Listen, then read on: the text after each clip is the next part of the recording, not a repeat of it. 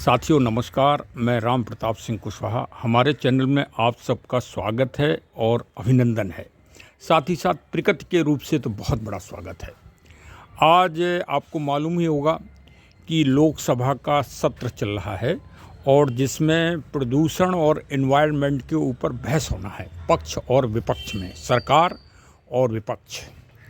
तो आज ये सबसे बड़ा जटिलतम मामला देश में हो गया है और माननीय सुप्रीम कोर्ट में भी इसकी सुनवाई चल रही है कि वास्तव में प्रदूषण और एनवायरनमेंट जितना दूषित हो गया है कि महानगर दिल्ली, बंगलौर, बम्बई आदि आदि में सांस लेना मुश्किल हो रहा है ये। और यदि विश्व की दृष्टि से भी आप देखें विश्व पटल पर, तो भी ये एक तथाकथित एक तरह से आधारहीन बात रख दी गई थी कि चाइना की राजधानी बीजिंग में बहुत बड़ा सुधार हो गया है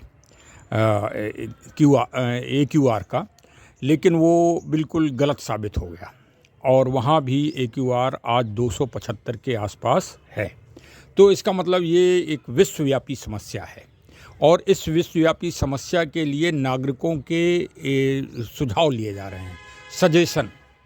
तो मैं भी इस देश का नागरिक हूँ, राम प्रताप सिंह कुशवाहा मेरा नाम ही है।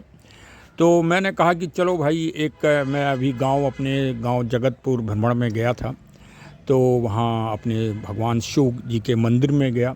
वहाँ हमारे प्रधान जी श्री सुरेंद्र सिंह साहब भी मिले, उनसे वार्ता हुई और उन्होंने जो दृष्टिकोण रखा और जो हमारा दृष्टिकोण बना कि इस दुनिया में, विशेषकर भारत में, दुनिया तो अब बड़ी दुरंगी है क्योंकि कहीं बर्फ़ ही बर्फ़ है।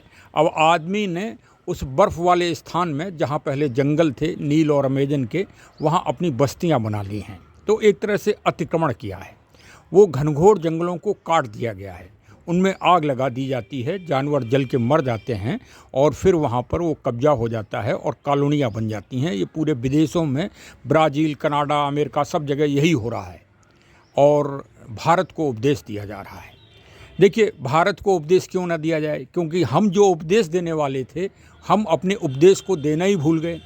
कि इस दुनिया को अगर कोई बचाएगा इस महान भीषण समस्या से, तो भगवान शिव के अलावा और कोई नहीं बचा सकता है, कोई बचा ही नहीं सकता है। हाँ, ये चाहे आज मान लो चाहे कल मान लो। और जो वृक्ष हैं वो भी शिव के अंश हैं। प्रकृति की जितनी भी चीज़ें हैं वो सब शिव के अंश हैं, चाहे नदी हो, चाहे गंगा हो, कोई भी हो, चाहे हिमालय हो, चाहे कैलाश हो, कुछ भी हो, पूरी दुनिया में वो सब शिव तत्व है।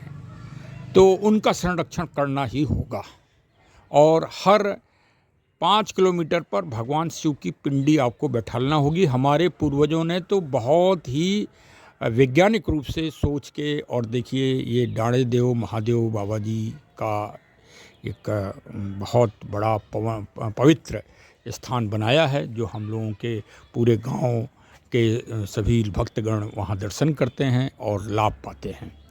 तो चलिए, छोटी सी क्लिप है, इसको ज़रा देखिए। श्री प्रधान जी ने बहुत ही अच्छी तरह से भगवान के बारे में और पारिवारिक स्थिति के बारे में और अपने बारे में, कि उन्होंने भी 2 पेड़ लगाए हैं। मैं तो यही कहता हूँ कि अपने नाम से एक पेड़ अवश्य लगाएं और एक पेड़ अपनी माँ की याद में ज़रूर लगाएं। तो प्रधान जी ने अपना पूरा काम कर दिया है। एक उन्होंने अपने नाम से वृक्ष लगाया है, अब वो कटहल का लगाया है कि आम का लगाया है ये तो मैं भूल गया पूछना, और एक अपनी पूजनीय माँ के नाम से लगाया है। तो चलिए, हम सब भी मोटिवेशन लें और आज से ही इस महान अभियान में दुनिया को बचाने के लिए निकल पड़ें। भारत ही इस दुनिया को बचाएगा, चाहे शांति से, चाहे पर्यावरण से और चाहे ज्ञान से, किसी भी रूप में। तो चलिए, हमारे आगे सुनिए आप हमारी क्लिप को। ओम नमः शिवाय। भगवान शिव वास्तव में सत्यम शिवम सुंदरम, शाश्वत शब्द। प्रधान जी साहब, श्री सुरेंद्र सिंह साहब, चलिए पहले आपको ओम नमः शिवाय और मैं नमस्कार करता हूँ। ये आप यहाँ से जुड़ गए हैं, तो ये बताइए कि इनका प्रारंभ कैसे हुआ है? बताते हैं कि जो आपके बाबा जी श्री भैरव सिंह जी। अच्छा। हाँ, भैरव सिंह जी राजावत जी। जी जी जी। तो वो यहाँ बाग कब में पेड़ लगाने का, पेड़ों की देखभाल करने का अच्छा बड़े स्तर पे काम कर रहे हैं। अच्छा। हाँ, अच्छा अच्छा अच्छा। मतलब उन्होंने बहुत पेड़ लगाए। अच्छा। तो उनको स्वप्न दिया, ये एक पत्थर के रूप में कहीं यहीं छिपे हुए थे। अच्छा। तो उन्होंने इनको लिया हाँ। और एक मिट्टी के चबूतरे पे अच्छा हाँ, स्थापित किया। कर। हाँ, वाह, यही यहीं पे। अच्छा यही स्थान है। पे। हाँ। तो फिर कब की बात होगी, कौन से सन की बात होगी? ये तो लगभग 100 साल के आसपास हो गया। नहीं, ये वही होगी लगभग 50। अच्छा नहीं, 50-60 के तो हम ही हो गए। 1950 के। हाँ, 1950 के आसपास। हाँ, ये बात सही है, बिल्कुल सही बताया आपने, एग्जैक्ट।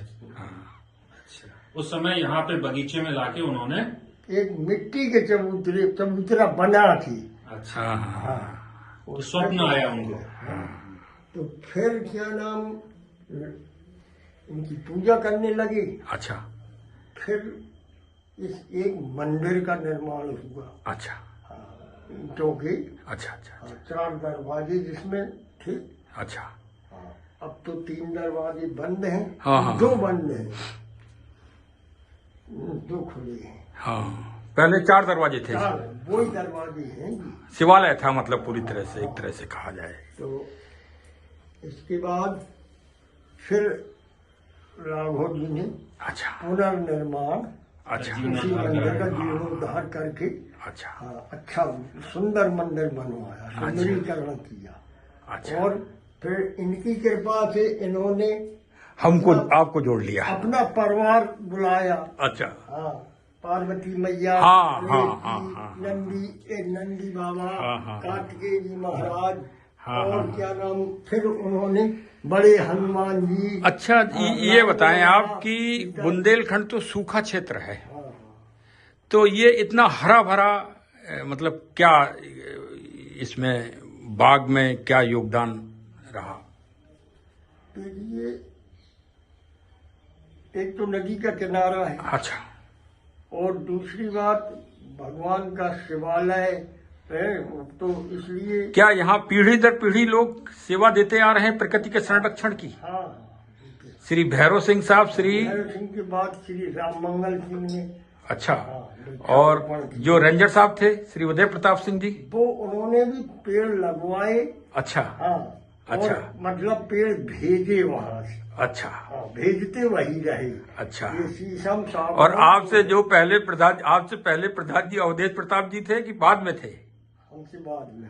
आपसे बाद, आप सीनियर है उनसे। आपने बताइए कितने पेड़ लगाए? हमने 2 पेड़ लगाए। अच्छा, किस किस के? एक कटहल का। अच्छा। एक आम का। आम का। दोनों फल दे रहे हैं? हाँ, दोनों फल दे। चलिए, बस मैं आपसे यही अपेक्षा कर रहा हूं कि शाश्वत प्रकृति भगवान शिव से आप जुड़ें और प्रकृति संरक्षण के लिए आप पेड़ पौधों से जुड़ें। वास्तव में दुनिया में सबसे बड़ी अगर कोई विपदा या समस्या है तो आज क्लाइमेट चेंजिंग की है, ग्लोबल वार्मिंग की है, और शायद भगवान शिव यही संदेश हम सब मानवों को देते हैं।